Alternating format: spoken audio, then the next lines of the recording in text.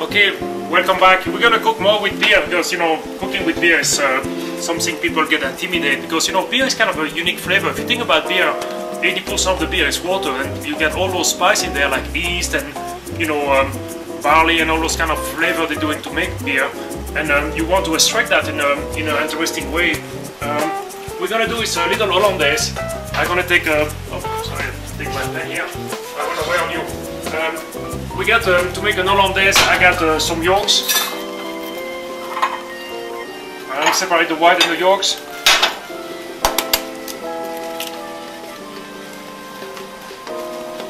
Only using the yolks part of the eggs. I'm gonna use 2 on this one.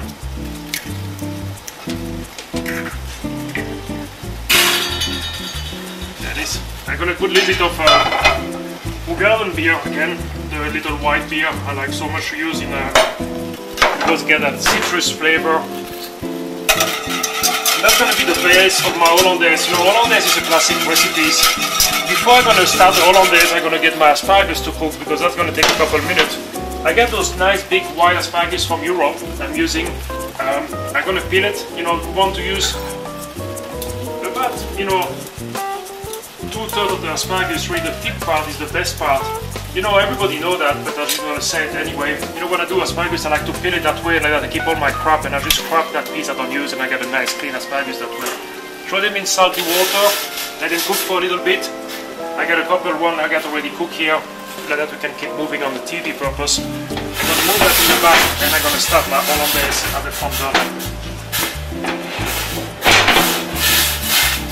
Okay, now I get my hollandaise, there's my beer and my yolks. I'm gonna whisk it. You know, I'm gonna whisk it. I'm using usually a 8 motion, like going in an 8 shape because it's give me a better result.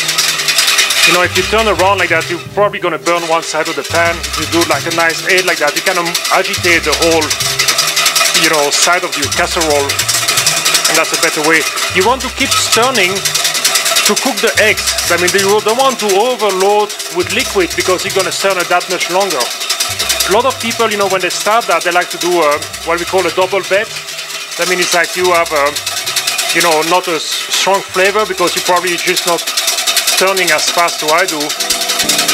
I use a nice big copper pan, you know, with a big thick bottom. That way you kind of, you know, isolate the heat a little better.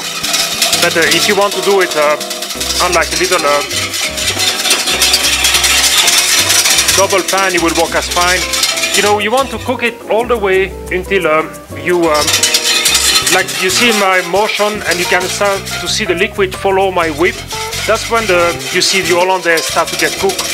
You have to be able to see the bottom with your whip, and your egg's gonna be cooked that way.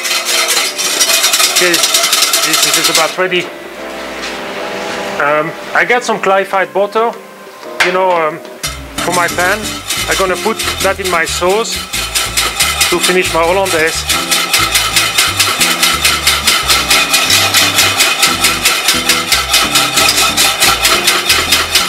Okay, perfect. And I got a seasoning with a bit salt and pepper. Keep that on the side, that's ready. Salt and pepper for the seasoning. Very good. Let me know, I'm gonna go back in my asparagus. You get that on there. And you know, I got the asparagus. This one is not quite cooked, but I got some cooked there. I'm gonna warm back out in my liquid. Yeah.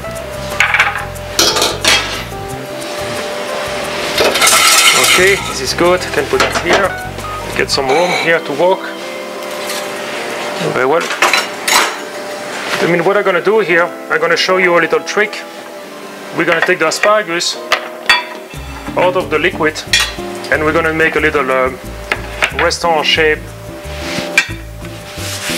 presentation. I mean, I got my asparagus here. I'm gonna take a towel to take the drip out.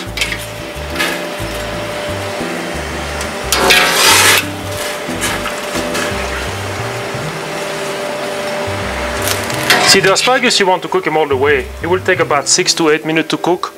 You want to be able to take a small knife and just go through the asparagus, you know, like so, to make sure it's cooked. You want a little resistance, but you want enough to go in and out with no trouble. May I take a little circle, and I kind of cut, you know, the side of the circle, my asparagus a little bigger, and I just do, that's really the purpose of doing a presentation. And I fill back out my circle with the asparagus and create like a little kind of a cake situation, using my asparagus tips around to make them look pretty. And you know, keep going this way on nice around, keep it nice and tight.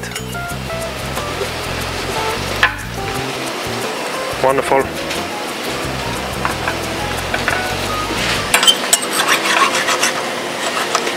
And they are cutting the excess of the stamp. That way, you know, you get a nice center presentation, and you know, it's not get you any trouble. You can get those little circles ready early, and you know, and they're warming back up in a steamer in the plate. I'm gonna need that plate to it. Okay, now I'm gonna do my final presentation. I got a little bit green oil, you know, I use the stem of the parsley and just do some green oil, a couple drip of red wine. And I put my asparagus just like this on my plate and use the circle to keep it nice together. Now I got my Hollandaise sauce, you know, I make.